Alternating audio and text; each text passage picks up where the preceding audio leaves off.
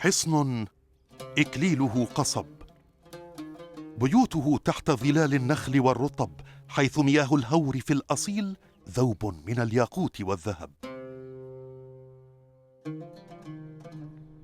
والده الفرات وأمه أور، ندي النسب، عمره قرون ونيف من السنين.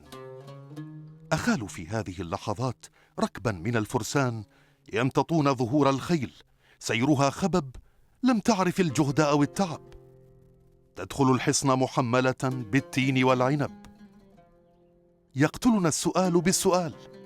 متى من السؤال للجواب ننتقل لنعرف من سكن هذا الحصن وعاش فيه أياما زاخرة بريح البادية، يجمع حرجا من الشيح والقيصوم، يعد النجوم ساهرا على سطح هذا القصر المنيف.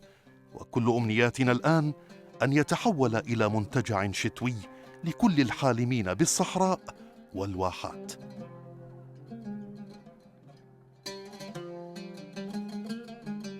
تحفة معمارية في قلب صحراء مقفرة. هو حصن أثري يعود تاريخ بنائه للحقبة العباسية. يقع في الجنوب الغربي لمدينة كربلاء. قلما نجد بناء بعظمته في منطقة مقفرة. تم تشييده بالآجر والحصى. يحيط به سور مستطيل الشكل، طوله من الشمال إلى الجنوب 175 متراً، ويبلغ ارتفاعه حوالي 21 متراً جنوب عين التمر، وهي مدينة زراعية وادعة تحيط بها غابات من النخيل. كان عند ملتقى طرق التجارة في جنوب العراق بأعالي الفرات، كما أنه يقع على الطريق الذي يربط الكوفة ببلاد الشام، حيث يعتبر نقطة انطلاق إلى طريق البحر الأبيض المتوسط حلب البصرة ثم الخليج العربي.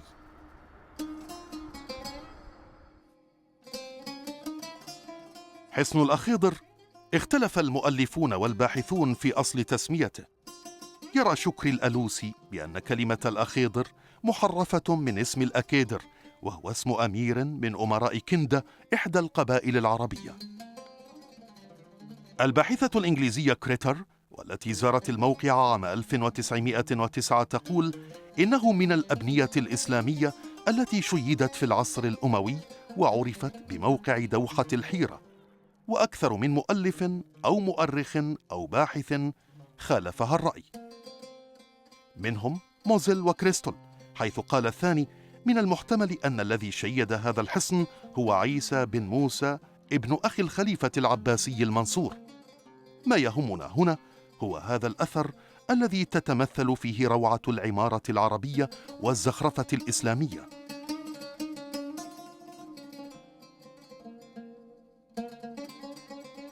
وهنا نؤكد على أننا يجب أن نصون آثارنا وأن نحافظ عليها باعتبارها شواهد تاريخية تحكي قصة حضارة عربية إنسانية.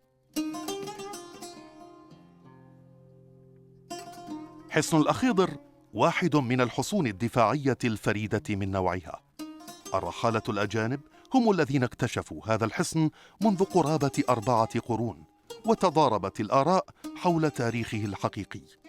بعضهم قال إن هذا الحصن أثر من آثار الساسانيين لأن طراز العمارة بعيد عن العمارة العربية، لكنهم تراجعوا عن رأيهم بعد اكتشاف الجامع داخل الحصن.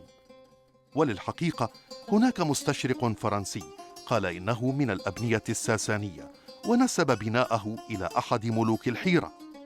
مؤرخة زارت القصر وكتبت عنه بحثا مطولا أكدت فيه أنه شيد في العصر الأموي وسمته موقع دمعة الحيرة، وقد ذكره الطبري في تاريخه والحموي في معجمه.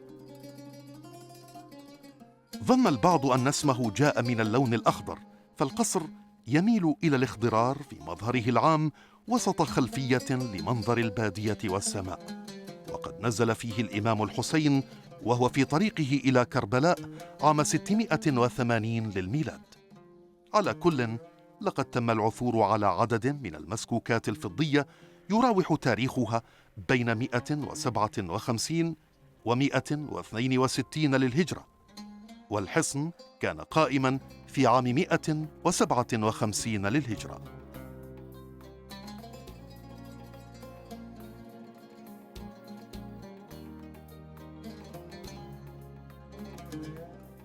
دعونا نلقي نظرة على هذا الحصن.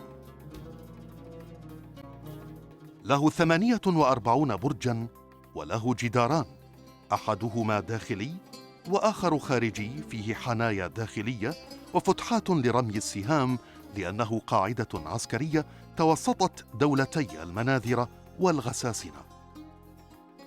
للحصن 4 مداخل متقاربة في التصميم. المدخل الشمالي تتصل به غرفتان وبهو، لكل منهما برج مخروطي النهاية يندمج في البناء على غرار الأبراج الداخلية المحيطة بالقصر، وهناك قبة في دهليز المدخل لها زخارف جصية.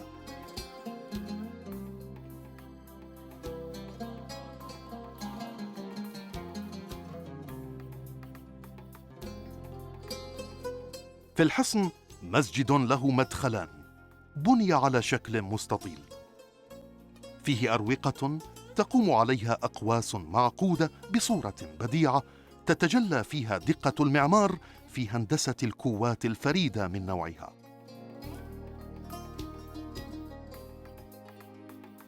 وفي المسجد محراب اعتبرته هيئة الآثار دليلاً مادياً على أن حصن الأخيضر من الآثار الإسلامية، فالقبلة في المسجد اتجاهها صحيح، في حين أن القاعدة المتبعة عند الفرس ألا تصل الشمس إلى غرفة العبادة أو بيت النار كما يسمونها.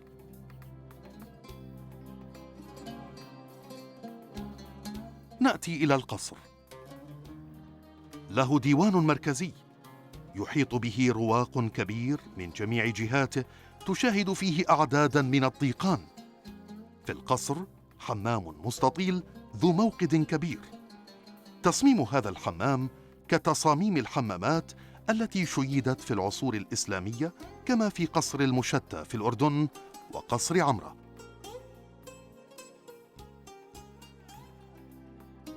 ملحق بالقصر 4 بيوت. ترى من هم ساكنوها؟ من الذي كان يستحم في ذلك الحمام الكبير؟ من الذي تناول الطعام وجلس على المائدة في المطبخ الذي وجد فيه بقايا من رماد وموقد وأنابيب من الفخار؟ فكل ما هو موجود في هذه البيوت يذكرنا بالطراز الحيري الذي هو طراز عربي أصيل.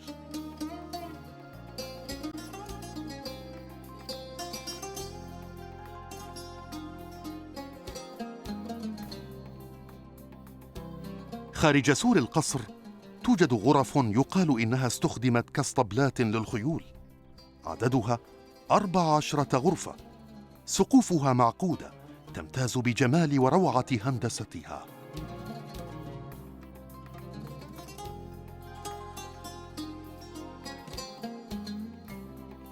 أمنيات تجول في خاطري وتتراكض أمام ناظري كتراكض الجياد المطهمة. كانت بعض المؤسسات الفنية تقيم مهرجانات فنية في باحة قصر الأخيضر، مثل أكاديمية الفنون الجميلة والفرقة الشعبية العراقية وفرقة مسرح الشباب المعاصر.